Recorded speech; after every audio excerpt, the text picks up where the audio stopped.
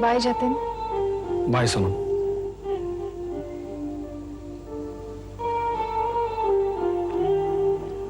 सोनम,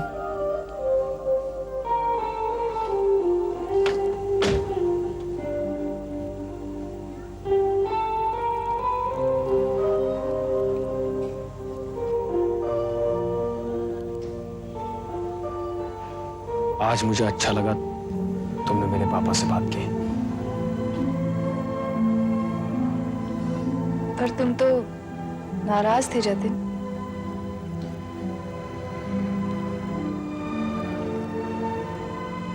वो नाराजगी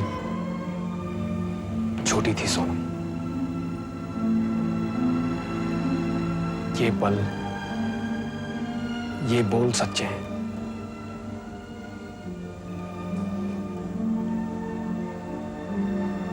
आई love you Sonam.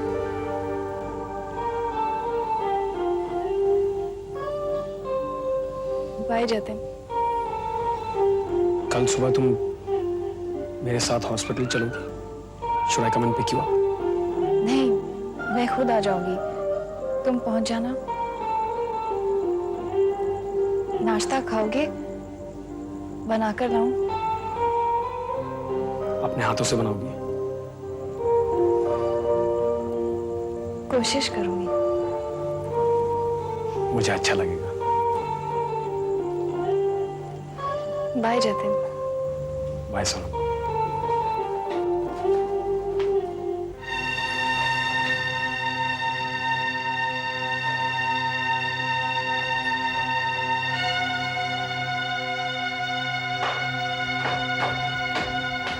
Vishali, mummy कहाँ है?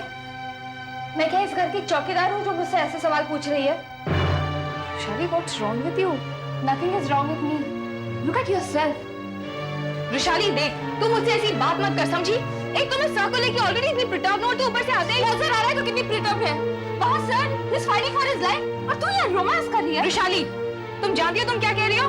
जो देखा है वही कह रही हूँ। तुम इसलिए मुझसे नाराज हो ना कि अनिरुद्ध सर वहाँ इस हाल में और मैं जतिन के साथ? Shame on you Vishali. कभी भी इस गलतफहमी में मत रहना कि अनिरुद्ध सर को सिर्फ तुम चाहती हो। ऐसे बहुत से लोग हैं जो सर को चाहते हैं। And I love him more than you do. Do you understand that? सारा दिन आंसू बहाने से प्यार ज्यादा जाहिर नहीं होता। अरे क्यों लड़ रहे हो तुम दोनों? हाँ, आज हुआ क्या है तुम्हें? सोनम, तुम अभी अभी तो आई हो और चलो, चल के नहा लो तुम।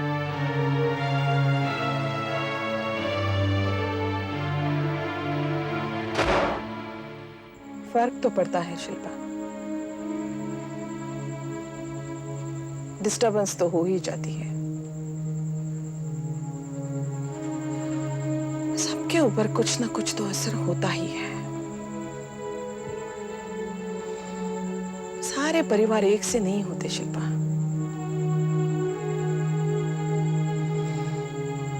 हर परिवार की अलग अलग गति होती है, अलग अलग सीमाएं होती हैं। कोशिश ये होनी चाहिए कि जो कुछ भी हुआ है वो नहीं होना चाहिए।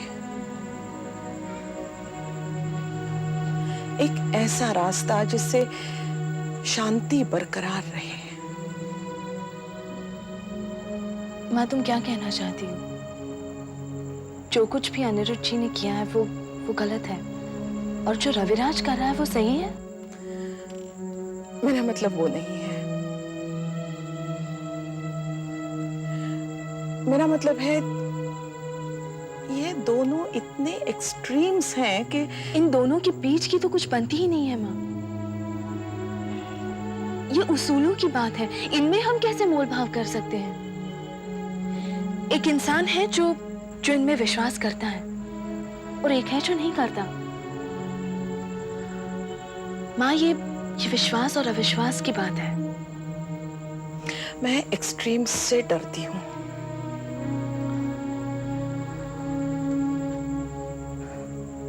आज अनिरुद्ध जी के साथ जो भी हुआ है वो नहीं होना चाहिए।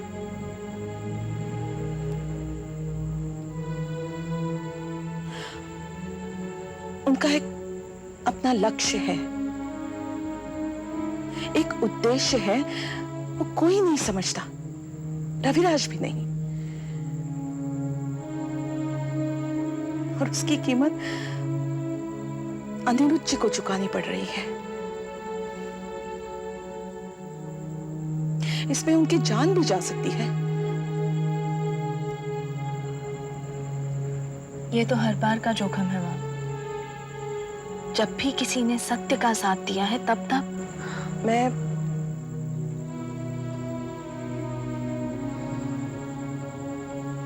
अपनों की जान की बात कर रही हूँ शिल्पा।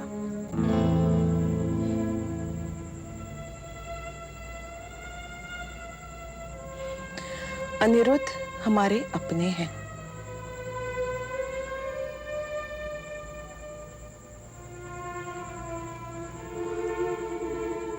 आज तक अनिरुद्ध एक अच्छा उसूलों वाला इंसान था मेरे लिए।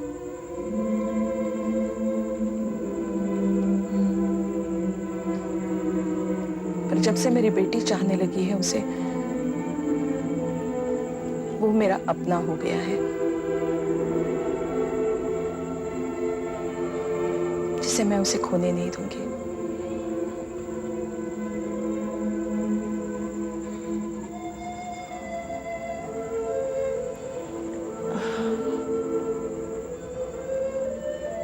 नहीं माँ, माँ तो बहुत आगे चली गई। माँ मैं उन्हें चाहती हूँ और चाहती भी रहूंगी। उन्हीं वजहों से जिन वजहों पर वो आज भी कायम है। लेकिन माँ, अगर उन्होंने अपना मार्ग बदल दिया या अपने उसूलों को छोड़ दिया तो वो मेरे अनिरुद्ध ही नहीं रहेंगे।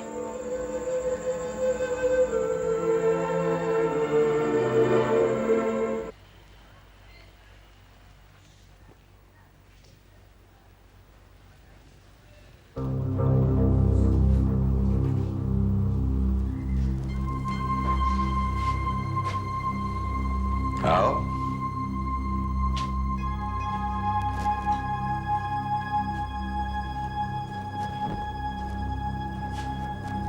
वेलकम हो। सॉरी डैड, बस मुझे जानते हो कितना वक्त हुआ है? Dad, I am really very very sorry. अगर वक्त का सही पता ना चल पाए तो एक घड़ी खरीद लो और बांध दो अपनी कलाई पर। I think you can afford that. और अगर नहीं खरीदना चाहते हो अपने बाप के पैसे से, तो आजकल मार्केट में बहुत सी सस्ती घड़ियां मिलती हैं प्लास्टिक की, गरीबों के लिए या फिर मिडिल क्लास फैमिलीज के लिए। तुम्हें तो पता होगा, जानते होगे तुम। जरूर आई होंगी डैड, जरूर। और वो भी किसी अमीर आदमी की फैक्ट्री से ही बनकर, क्योंकि जितनी जानकारी अमीरों को है प्लास्टिक की, उतनी गरीबों को कहां। प्लास्टिक की मां, प्लास्टिक का बाप, प्लास्टिक के रिश्ते, प्लास्टिक का दुख, प्लास्टिक का सुख, यहां तक कि वक्त को भी प्लास्टिक का बना दिया है। जतिन, तुम एक्टर बनना क्यों चाहते हो? लेखक या नेता क्यों नहीं बनते? अच्छे ख्याल है तुम्हारे और बोल भी अच्छा लेते हो। डैड, क्या सचमुच आपके पास कोई मुद्दा है बात करने के लिए, या बस यूं ही आप? मुद्दा है जतिन। अब आइंदा तुम्हारी मनमानी नहीं चलेगी। आपका मतलब है कि आपकी उंगलियों से बंधे धागों पर मैं नाचता रहूं, वो धागे जो दुनिया को नजर नहीं आते। क्यों चाहते हैं आप डैड कि मैं आपकी जिंदगी जीऊं, आपकी पसंद अपनाऊं, आपके दोस्तों से दोस्ती करूं, आप जिसे चाहे उसी से प्यार करूं? आप जी तो रहे हो ना अपनी मर्जी से अपनी जिंदगी, मुझ पर क्यों थोप रहे हैं? डैड, आप थक नहीं जाते लोगों को बंदी बना बनाकर? शिकारी भी एक वक्त में अपने सारे पिंजरे खोल देता है सारे कैद पंछियों को आजाद कर देता है। मत कैद कीजिए इंसानों को डैड, उन्हें आजादी दीजिए, आजाद कर दीजिए उन्हें। आजादी दो उन्हें आपसे प्यार करने की, आजादी दो उन्हें आपके पास वापस लौटाने की। Good night dad.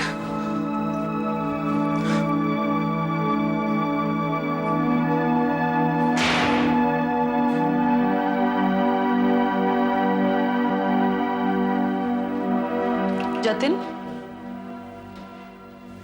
मामा, बेटा कब आया तू? अभी कुछ ही देर पहले। खाना खाया? नहीं मां, भूख नहीं है। पापा से फिर बहस हो गई? वो तो हर रोज की बात है मां। बेटा तू भी तो रोज लेट आता है। क्या आकर करूंगा मैं घर में मां? किसके पास वक्त है? किसके पास टाइम है इस घर में एक दूसरे को जानने का? इतने सालों में अगर एक दूसरे के बारे में कुछ जान पाए हैं तो वो है सिर्फ एक दूसरे के जन्मदिन। उस दिन गले मिल लेते हैं, या अगर इस घर में मिलते हैं अगर कभी तो डाइनिंग टेबल पर, जहां तमीज से रहना चाहिए, तहजीब से पेश आना चाहिए, बोलना नहीं चाहिए खाना खाते वक्त। तो बात तो ठीक है ना बेटा, खाना खाते वक्त बोलना अच्छी बात नहीं है। ये अच्छी बात थोड़ी ना है। माँ, अच्छी बात तो शराब पीना भी नहीं है, और खाना खाने के बाद तो बिल्कुल भी नहीं।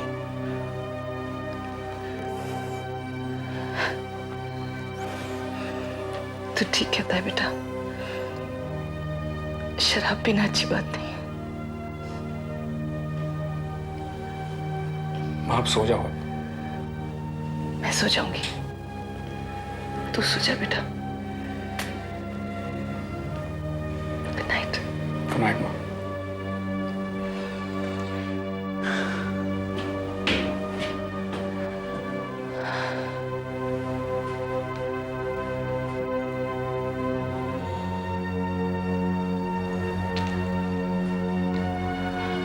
रोजी इसे दूध पिलाकर सुला देना, हमें शायद पार्टी से आने में देर हो जाएगी। गीता जल्दी करो, देर हो रही है। आ रही हूँ जी। गुड नाइट मामा। गुड नाइट बेटा। आई लव यू मामा। I love you too darling. मामा, I love you. I love you too बेटा।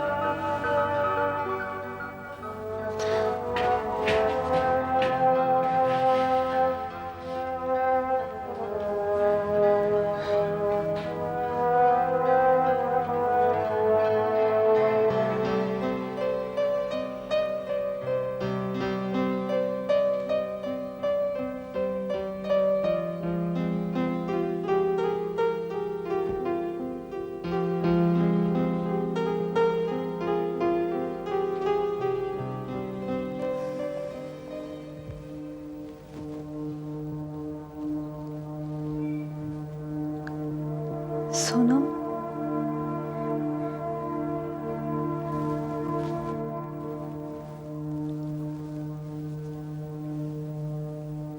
सोनम,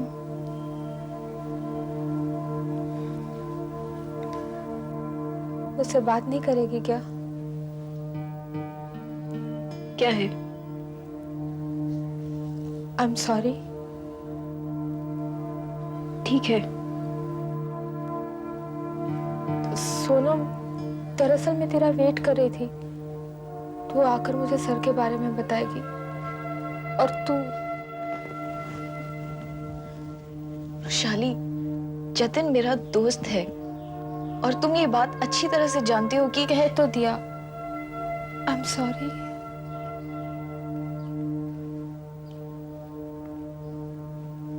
ठीक है, माफ किया।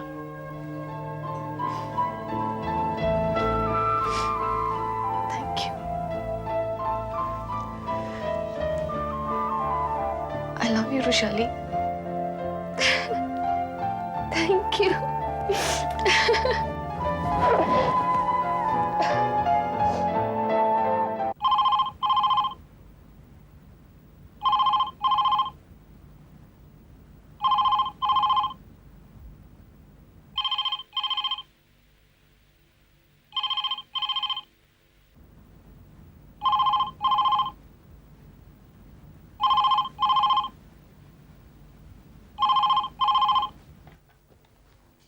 हेलो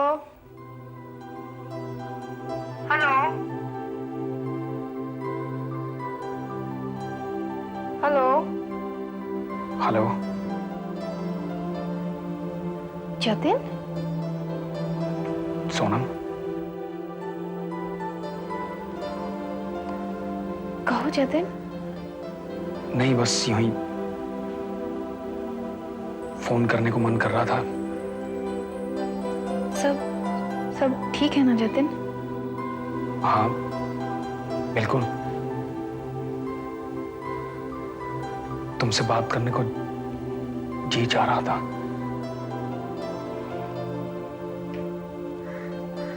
जतिन, कल सुबह कर लेना, अभी सो जाओ। I am missing you Sonam.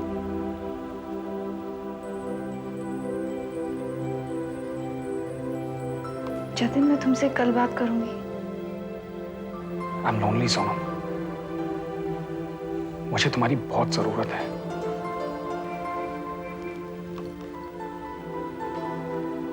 पर इस वक्त जतिन, मैं इस वक्त की बात नहीं कर रहा हूं सोनम। मैं जिंदगी भर की बात कर रहा हूं।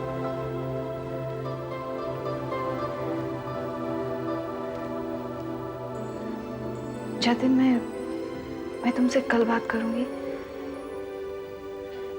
अभी कोई जाग गया तो। Okay Sonam. Bye Jatin, take care. You take care. Good night.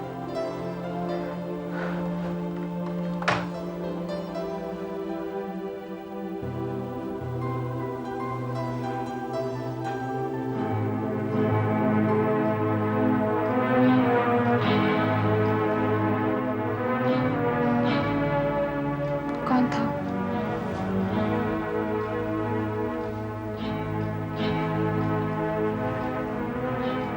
Jatin.